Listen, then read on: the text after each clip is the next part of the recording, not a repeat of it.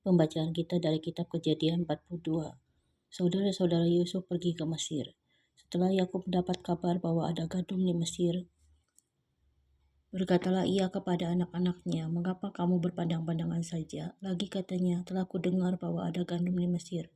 Pergilah ke sana dan belilah gandum di sana untuk kita, supaya kita tetap hidup dan jangan mati." Lalu pergilah 10 orang saudara Yusuf untuk membeli gandum di Mesir.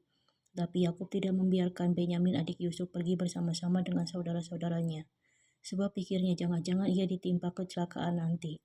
Jadi di antara orang yang datang membeli gandum terdapatlah juga anak-anak Israel, sebab ada kelaparan di tanah Kanaan. Sementara itu Yusuf telah menjadi mangkubumi di negeri itu. Dialah yang menjual gandum kepada seluruh rakyat negeri itu. Jadi ketika saudara-saudara Yusuf datang kepadanya lah mereka menghadap dan sujud dengan mukanya sampai ke tanah. Ketika Yusuf melihat saudara-saudaranya, segeralah mereka dikenalnya, tetapi ia berlaku seolah-olah ia seorang asing kepada mereka. Ia menegur mereka dengan membentak, katanya, "Dari mana kamu?" Jawab mereka, "Dari tanah Kanaan untuk membeli bahan makanan." Memang Yusuf mengenal saudara-saudaranya itu, tetapi ia tidak dikenal mereka. Lalu teringatlah Yusuf akan mimpi-mimpinya tentang mereka. Berkatalah ia kepada mereka, "Kamu ini pengintai, kamu datang untuk melihat-lihat di mana negeri ini tidak dijaga." Tetapi jawab mereka, "Tidak, tuanku, hanyalah untuk membeli bahan makanan. Hamba-hambamu ini datang. Kami ini sekalian anak dari satu ayah. Kami ini orang jujur, hamba-hambamu ini bukanlah pengintai." Tetapi ia berkata kepada mereka, "Tidak, kamu datang untuk melihat-lihat di mana negeri ini tidak dijaga." Lalu jawab mereka, "Hamba-hambamu ini 12 orang, kami bersaudara, anak dari satu ayah di tanah Kanaan. Tetapi yang bungsu sekarang ada pada ayah kami dan seorang sudah tidak ada lagi." Lalu kata Yusuf kepada mereka, "Sudahlah, seperti telah kukatakan kepadamu tadi, kamu ini pengintai. Dalam hal ini juga kamu harus diuji demi hidup Firaun, kamu tidak akan pergi dari sini. Jika saudaramu yang bungsu itu tidak datang kemari, suruhlah seorang daripadamu untuk menjemput adikmu itu, tetapi kamu ini harus tinggal terkurung di sini. Dengan demikian perkataanmu dapat diuji apakah benar, dan jika tidak, demi hidup Firaun, sungguh-sungguhlah kamu ini pengintai." Dan dimasukkannya mereka bersama-sama ke dalam tahanan 3 hari lamanya.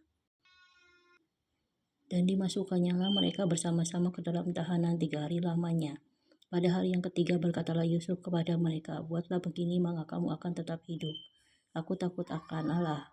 Jika kamu orang jujur, biarkanlah dari kamu bersaudara tinggal seorang terkurung dalam rumah tahanan. Tetapi pergilah kamu, bawalah gandum untuk meredakan lapar seisi rumahmu. Tetapi saudaramu yang bungsu itu haruslah kamu bawa kepadaku, supaya perkataanmu itu ternyata benar dan kamu jangan mati." Demikianlah diperbuat mereka. Mereka berkata seorang kepada yang lain, "Betul-betullah kita menanggung akibat dosa kita terhadap adik kita itu. Bukankah kita melihat bagaimana sesak hatinya ketika ia memohon belas kasihan kepada kita? Tetapi kita tidak mendengarkan permohonannya. Itulah sebabnya kesesakan ini menimpa kita." Lalu Ruben menjawab mereka, "Bukankah dahulu kukatakan kepadamu, janganlah kamu berbuat dosa terhadap anak itu, tetapi kamu tidak mendengarkan perkataanku. Sekarang darahnya dituntut daripada kita." Tetapi mereka tidak tahu bahwa Yusuf mengerti perkataan mereka, sebab mereka memakai seorang juru bahasa. Maka Yusuf mengundurkan diri dari mereka lalu menangis. Kemudian ia kembali kepada mereka dan berkata-kata dengan mereka. Ia mengambil Simeon dari antara mereka lalu disuruh belenggu di depan mata mereka. Sesudah itu Yusuf memerintahkan bahwa tempat gandum mereka akan diisi dengan gandum dan bahwa uang mereka masing-masing akan dikembalikan ke dalam karungnya, serta bekal mereka di jalan akan diberikan kepada mereka. Demikianlah dilakukan orang kepada mereka itu. Sesudah itu mereka pun memuat gandum itu ke atas keledai mereka lalu berangkat dari situ. Ketika seorang membuka karungnya untuk memberi makan keledainya di tempat bermalam, dilihatnya lah uangnya ada di dalam mulut karungnya. Katanya kepada saudara-saudaranya, "Uangku dikembalikan, lihat ada dalam karungku."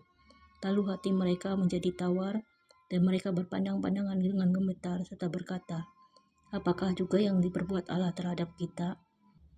Ketika mereka sampai kepada Yakub ayah mereka di tanah Kanaan, mereka menceritakan segala sesuatu yang dialaminya. Katanya, "Orang itu, yakni yang menjadi tuan atas negeri itu, telah menegur kami dengan membentak dan memperlakukan kami sebagai pengintai negeri itu. Tetapi kata kami kepadanya, kami orang jujur, kami bukan pengintai. Kami 12 orang bersaudara, anak-anak ayah kami. Seorang sudah tidak ada lagi dan yang bungsu ada sekarang pada ayah kami di tanah Kanaan. Lalu kata orang itu, yakni yang menjadi tuan atas negeri itu, kepada kami, dari hal ini aku akan tahu apakah kamu orang jujur. Dari kamu bersaudara haruslah kamu tinggalkan seorang padaku. Kemudian bawalah gandum untuk meredakan lapar seisi rumahmu, dan pergilah, lalu bawalah kepadaku saudaramu yang bungsu itu, maka aku akan tahu bahwa kamu bukan pengintai, tetapi orang jujur, dan aku akan mengembalikan saudaramu itu kepadamu, dan bolehlah kamu menjalani negeri ini dengan bebas. Ketika mereka mengosongkan karungnya, tampaklah ada pundi-pundi uang masing-masing dalam karungnya. Dan ketika mereka beserta ayah mereka melihat pundi-pundi uang itu, ketakutanlah mereka. Dan Yakub ayah mereka berkata kepadanya, kamu membuat aku kehilangan anak-anakku. Yusuf tidak ada lagi dan Simeon tidak ada lagi. Sekarang Benyamin pun hendak kamu bawa juga. Aku inilah yang menanggung segala-galanya itu. Lalu berkatalah Ruben kepada ayahnya, kedua anakku laki-laki bolehkah engkau bunuh? Jika ia tidak kubawa kepadamu, serahkanlah dia ke dalam tanganku, maka dia akan kubawa kembali kepadamu. Tetapi jawabnya, anakku itu tidak akan pergi ke sana bersama-sama dengan kamu, sebab kakaknya telah mati dan hanya dialah yang tinggal. Jika dia ditimpa kecelakaan di jalan yang akan kamu tempuh, maka tentulah kamu akan menyebabkan aku yang ubanan ini turun ke dunia orang mati karena duka cita. Kesimpulannya, melalui pertemuan kembali dengan Yusuf, saudara-saudaranya mulai dihadapkan pada rasa bersalah yang selama ini tersembunyi, menunjukkan bahwa Tuhan sering memakai situasi hidup untuk menggugah hati nurani sebelum seseorang benar-benar berubah.